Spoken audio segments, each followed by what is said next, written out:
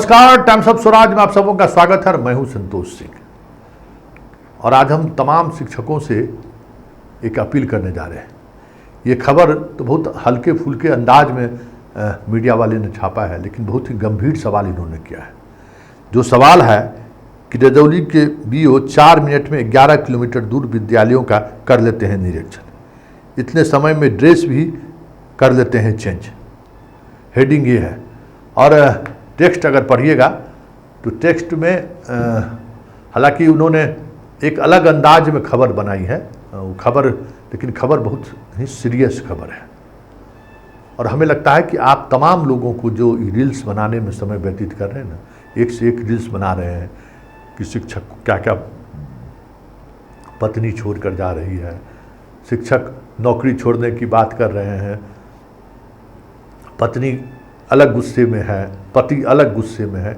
इस पर वक्त जाया करने से बेहतर है कि आप इस तरीके का रिपोर्ट आरटीआई के सहारे लीजिए, ज़्यादा से ज़्यादा ये रिपोर्ट लीजिए कि जो निरीक्षण करने वाले जो अधिकारी हैं वो एक दिन में कितने स्कूल का निरीक्षण करते हैं, और निरीक्षण का जो परफॉर्मा है अगर उसको ठीक से भरा जाए तो एक से दूसरा स्कूल नहीं पहुंच सकता है जितना कम अवधि के दौरान उसको पहुंचना है। तो ये सारी चीज़ें जब आप रिकॉर्ड में लेंगे ना तो आपको लड़ाई लड़ने में सहूलियत होगी।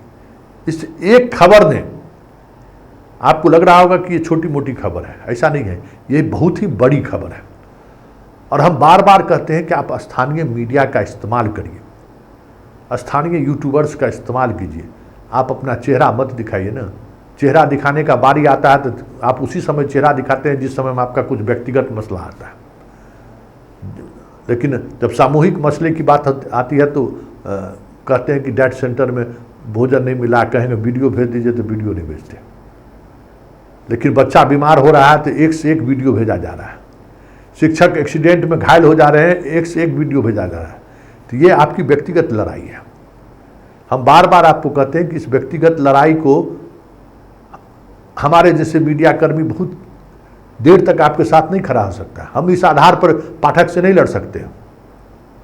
लेकिन ये जो आधार है कि एक अधिकारी 11 स्कूल का जांच कर लिया है, 4 स्कूल का जांच कर लिया 11 मिनट में, और इतने किलोमीटर की दूरी में है, इस पर हम लड़ाई लड़ सकते हैं और इस पर पाठक को मजबूर भी कर सकते हैं।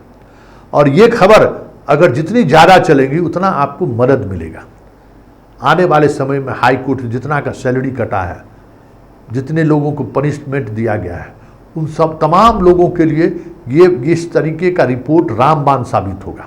ये समझ लीजिए कि किस तरीके से टेबल पर ही बैठे हुए ये इस तरीके का ये काम कर रहे हैं। फोटोग्राफी पर आप चैलेंज कर सकते हैं कि किस तरीके से टाइमिंग बढ़ा के और टाइमिंग घटा कर फोटोग्राफी कर रहा है और पैसा वसूली कर रहा है।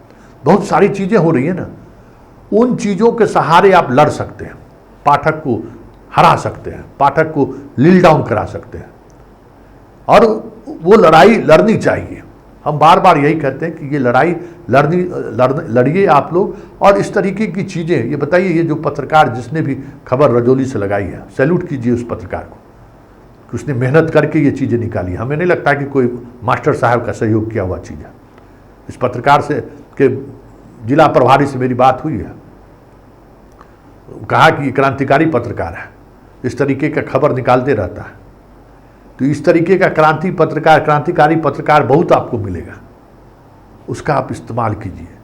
कि जितने लोग इस तरीके के जांच में लगे हुए, रहता कहाँ है वो, कितना किलोमीटर दूर रहता है, पता आप लोगों से बेहतर कौन लगा? ये जो जितना आपको बीपीएम है, कितना जिन लोगों को निरीक्षण अधिकारी बनाया है पाठक, वो स्कूल से कितना दूरी पर रहता है, और आप ही लोग उसको मोटरसाइकिल से एक स्कूल से दूसरे स्कूल ले जाते हैं।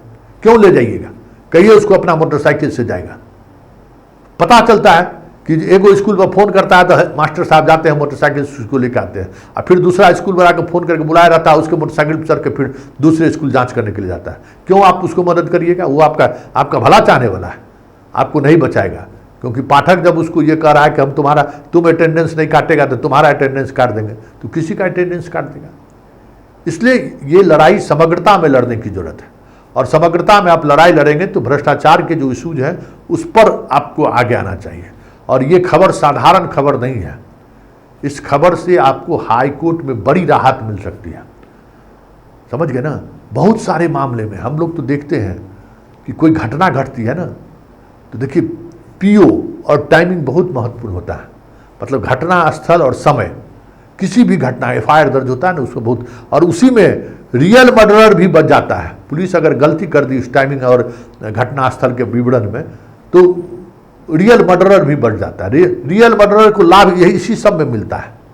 चश्मदीद गवाह होने के बावजूद भी जो है यही टाइमिंग और पीओ मतलब जहाँ घटना स्थल है उसको इस तरीके से साबित कर देता है कि उसको उसका लाभ मिल जाता है।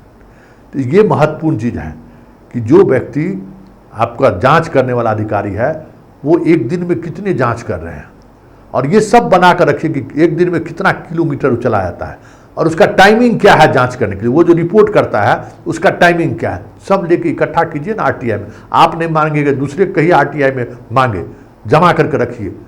इतना पैसा चंदा देते हैं हाई कोर्ट सुप्रीम कोर्ट लड़ने के लिए संघ में, तो हम तो बार बार कहते थे जिला में 5,000 10,000 का कोष बना कर रखिए ना आप लोग। वो इस तरीके की चीज़ों को मैनेज करने में आप लगाइए, आरटीआई में मांगिए, क्योंकि ये आपको एक छोटी सी खबर है लेकिन ये खबर आपको बड़ी राहत दे सकती है।